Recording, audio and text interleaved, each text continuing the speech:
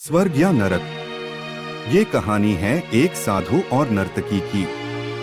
किसी छोटे से गांव में साधु रहते थे और उस साधु का काम गांव के लोगों को उपदेश देना था।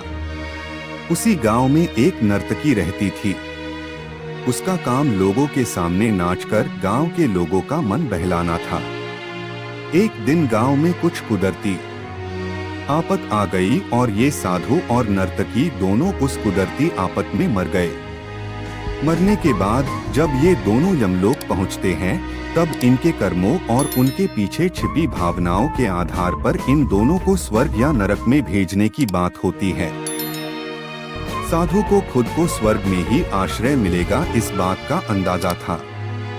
दूसरी तरफ नर्तकी के दिमाग में ऐसा कुछ भी नहीं था। उसे तो सिर्फ फैसले का इंतजार था।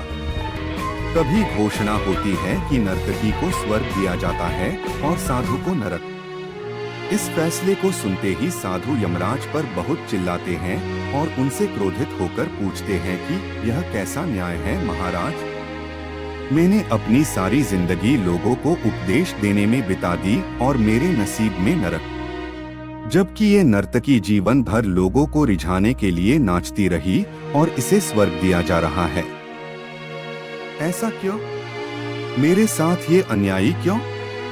यमराज ने साधु को शांति से उत्तर देते हुए कहा कि ये नर्तकी अपना पेट भरने के लिए नाचती जरूर थी, किंतु उसके मन में यही भावना थी कि मैं अपनी कला को ईश्वर के चरणों में समर्पित कर रही हूँ।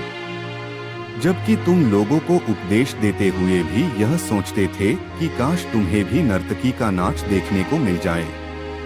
यमराज ने साधु से ये भी कहा कि तुम ईश्वर के इस महत्वपूर्ण संदेश को भूल गए कि इंसान के कर्म से अधिक कर्म करने के पीछे की भावनाएं मायने रखती है, और तुम्हारे इस कर्म के पीछे की भावनाओं के हिसाब से ही तुम्हें नरक मिला है। इस कहानी से हमें यही सीख मिलती है कि हम चाहे कोई भी काम करें, पर हमारी उस काम करने के पीछे की नियत साफ होनी चाहिए। अगर हमारी नियत साफ नहीं होती है तो हमें दिखने में भले लगने वाले काम भी पुण्य की जगह पर पाप का ही भागी बना देते हैं। अगर आपको हमारी स्टोरी स्वर्ग या नरक मोरल स्टोरी इन हिंदी अच्छी लगी हो तो अपने दोस्तों के साथ भी शेयर कीजिए और कमेंट में जरूर बताइए कि कैसी लगी हमारी ये कहानी।